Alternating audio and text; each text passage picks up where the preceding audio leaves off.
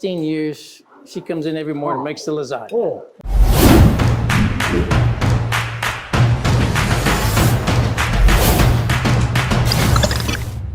What's up? It's Luis from America's Best Restaurants, and we travel the country coast to coast to find the places where you need to eat at on a weekly basis. And this week, we're in Jackson, Tennessee, and we're at an amazing restaurant called Old Town Spaghetti Store.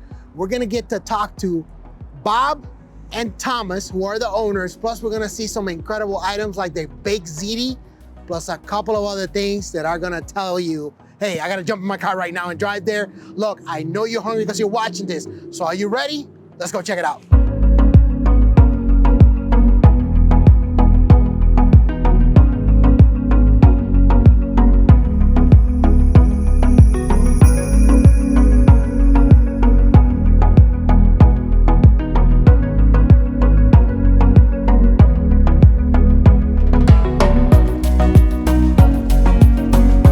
Everybody, so now we are inside Old Town Spaghetti Store, and this restaurant completely blew my mind.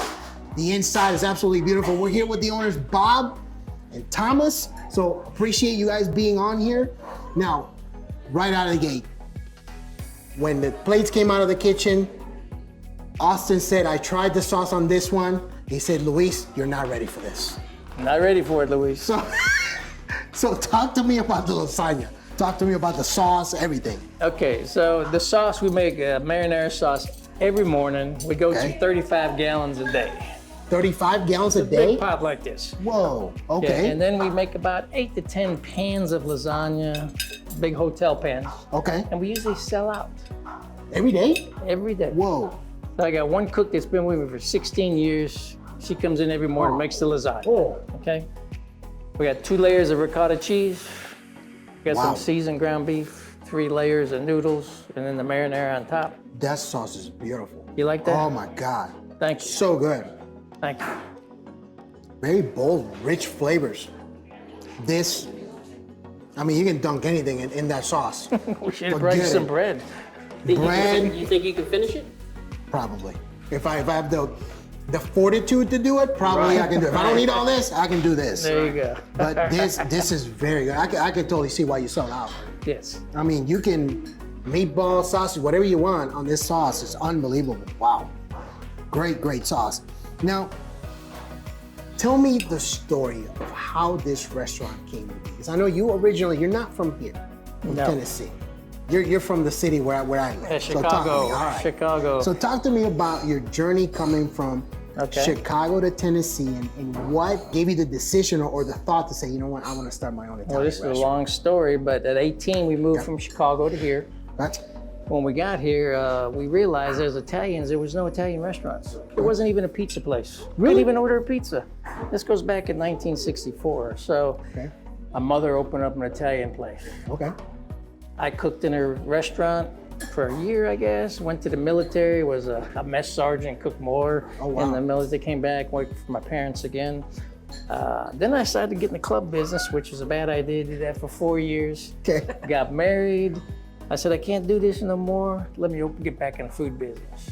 So I opened up a different restaurant than my parents. They had a fancy restaurant. Okay. I wanted one for the families. Got it. Uh-huh. We have high chairs, we let kids come in there. Right. So that's basically it. I mean, we've been in business 41 years now. Wow. Been very successful. We like what we're doing, and I'm passing the torch on to this guy.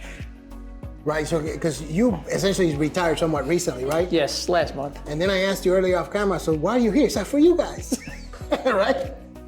That's awesome. Well, I didn't know you were in the military, so thank you for your service. Thank we you. really appreciate it. Now, when you came up with the menu, right? Because you used to cook at your parents' restaurants. Did you tweak any of the recipes? Did you make your own? I'm assuming you made your own because you seem to me like you're like a mad scientist in the kitchen. Yes, I did. And it was kind of odd. When I opened my restaurant, I don't like to tell this story, I had $1.85 in my checking account. So I did all the work for 3 months ahead of time. I painted, ripped up carpets, all that stuff. The night before I opened up, I made all the sauces. I had no recipes. I stayed up all night, and then I think we opened up at 11 o'clock the next day. I was still there. I made one, two. I think I made 8 sauces. Okay. Meat sauce, a marinara, cheese sauce, Alfredo sauce, a chili. And then we came up with the side things like tomato cream Okay.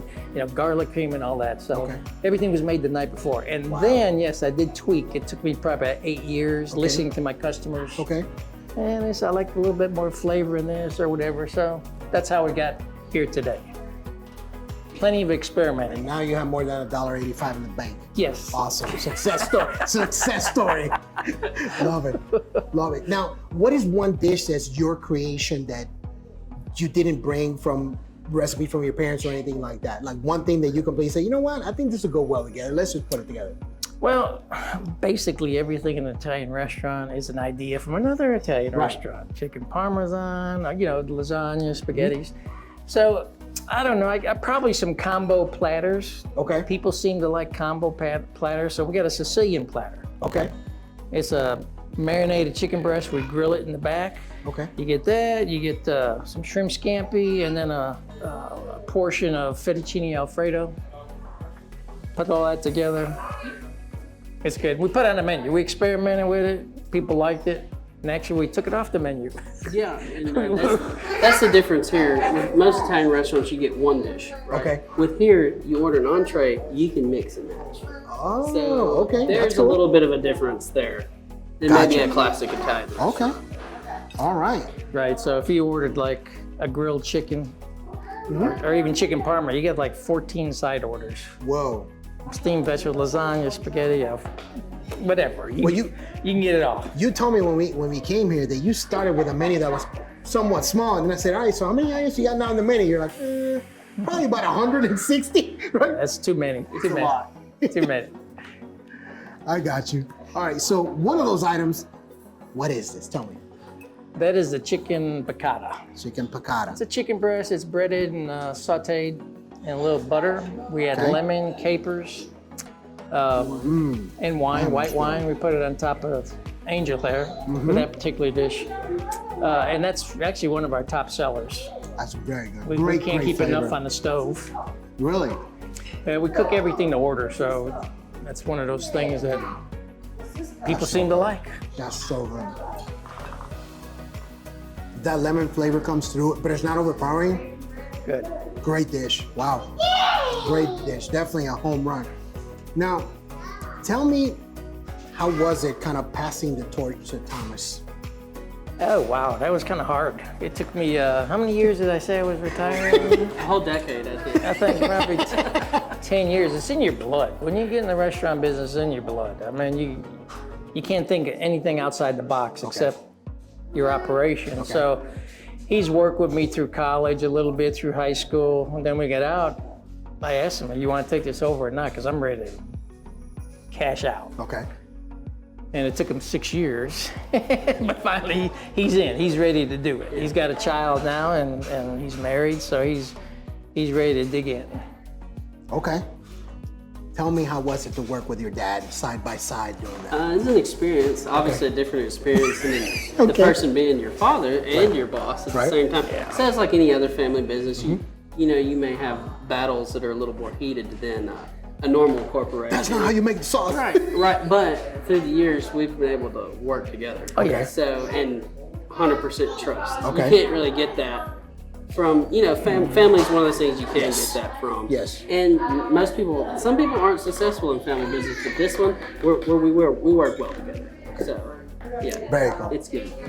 Very cool. Now, what did you infuse into the restaurant over the years? Right? Did you change any of the recipes? Because I know you're a creative guy. So we were talking off camera. You're like, I experiment with things in the kitchen, this and that. As far as the main menu goes, I wasn't going to touch nothing. Okay.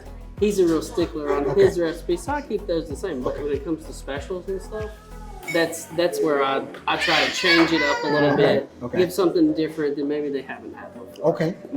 Anything come out? Anything that you can think of? Yeah, I do the marinated ribeye sometimes. Beef is where I like to play around a little bit. So it's a nice steak. It's marinated in that Korean sauce.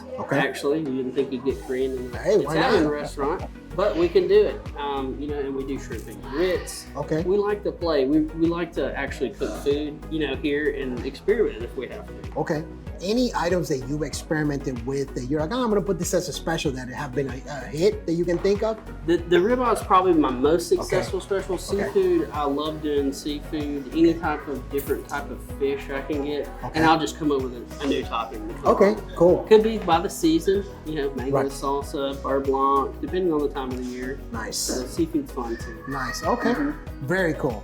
Now, this is one dish right here that you guys were adamant. We gotta have this on video. Talk to me. What do we got? Okay, so right here you got a vanilla creme brulee. Okay. We actually do cut the vanilla beans open, scrape them out, and you'll actually see them in the bottom of your creme brulee. If you dig a little deep in there, they sink to the bottom. But I've had creme brulee at a lot of different places, fine dining restaurants. This is pretty up there. I still come back to it. That's unbelievable. Ours is the best. I like the little bit of a thickness of the sugar crust. It's in most places very, very thin. This is pronounced. I like it to be like a sheet of glass. It's pronounced, but it's welcome. Oh no, you're 100%. This is so good. It's good, but it comes from using good products. You can't skimp on those vanilla beans. You gotta get the real deal. Definitely. I know Austin right now is looking at me like, don't eat anymore. Right. Because you I can want finish it easy. It's quick. It's light too. That's what's great about a creme brulee. Yeah. In the fall, we make a pumpkin creme brulee.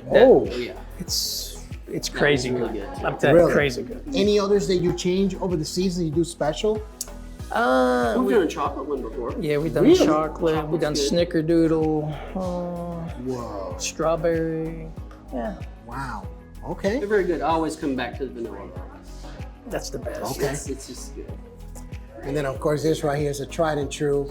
Tried and true cannoli you're gonna get at most Italian restaurants. It's gonna be filled with sweetened ricotta cheese, topped at the end with pistachios, a little chocolate, little powdered sugar. It's a nice little snack. I like it. You know what, Austin, I'm gonna save this one for you because I know, we're friends. So I'm gonna save this one for Austin off camera. I might get another one though. We got plenty. We got plenty. Right. Okay, so having this restaurant for so long, is there anything that you've changed or modified over the years to kind of keep up with the demand? Yeah, we've remodeled probably twice. Okay. The bar area used to be closed. Oh, So okay. we opened it up. Nice. That's when that was our smoking area. You remember restaurants? Oh yeah, back in the day, yeah. Smoking restaurants, right? Yeah. We actually went non-smoking as an entire restaurant before the law was passed. Okay. So, that made us very popular. I thought it was going to hurt us, but that used to be a smoking section. There should be, smoke would come over here. People here would be complaining about smoke. Yeah. So I said, I'm tired of dealing with complaints. Make it all non-smoking. And it worked for us. And then they passed laws 3 years later or 4 years later, non-smoking in any public building. So, which I kind of like. Okay. So other than that, You added takeout. Yeah, we added takeout. That was big. We got in the takeout business, 10 years? Before it's been a long time. did. Really? And when we got into it, we said packaging is important. Yes. So we probably got the most expensive packaging you can get. But when we do it, your food's gonna get home in one piece. Okay. It's not gonna open up. It's not gonna spill in your car. When you put it on the table for your family, it's all nice and neat. Microwavable containers. I don't think anyone uses those anymore. We want to make sure your food's safe and hot when you get home. So that's one thing. We have bands, which we got out of that business too. We didn't particularly care for that. Kind of a strange crowd you get when you do that. And you got to stay open late too. We're already here like 10 hours, 14 hours a day. Yeah. You want to have a life too. We want to have a life. So we got out of that business there. But other than that, I think that's it. The takeout, we did do remote deliveries during COVID. We talked about that earlier. Yeah, we talked about that, this was very, very creative. Tell me a little bit about that remote delivery. Okay, we call it remote delivery, and because we were closed up and people had to come here, there's little towns around here that have been customers for us for 20, 30, 40 years. They couldn't come here. So we said, why don't we take the food to them? We call it remote delivery. So we got on Facebook. We put a post out. We're gonna be in Lexington on Wednesday evening at 5 o'clock at the Walmart. Call your orders in, we'll bring them to you, pick them up. So we drive to 20 miles. That's awesome. Right? And we pull up and cars will be lined up waiting for us. We'd have our own drive-through in a parking lot. Yeah, people That's just drive. We hand them their bags, they had their names on them. People loved it. It's very creative. You know, so, and then other businesses, other restaurants were like, you're coming to our town and taking our business.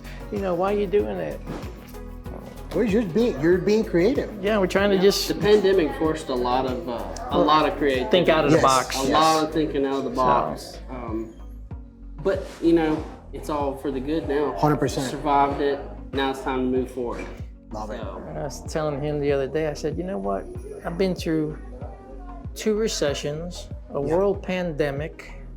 I don't know what's coming down the road next, but probably. right, and World War III coming, I don't know. But anyways, we're here to stay. We've been here. We got great customers. They've been eating with us. In fact, in this restaurant, we've had probably 3 generations of people, families working for us. Wow. That's kind of crazy. Most places can't say that, but we've had mothers, grandmothers, and then their kids come to work for us. That's kind of neat. Wow. Yeah, that's pretty awesome. I mean, just being in the community all that time has allowed you to have those experiences. And even during the pandemic, you were able to get creative and have solutions to a real problem. Yes. That's fantastic. Thank you. Fantastic. Thank you. I love it. Now, what do we got here? So here we have we call this our pasta primavera. Okay. Now, it is a vegetarian dish that we have on the menu. Of course, with this particular one, we did add some seafood. We added some shrimp to it. Love it. You got olive oil, garlic in the pan. Your veggies go in. We saute that down real nice for you, and toss the pasta in. And it's a simple dish, but it's pasta. very good.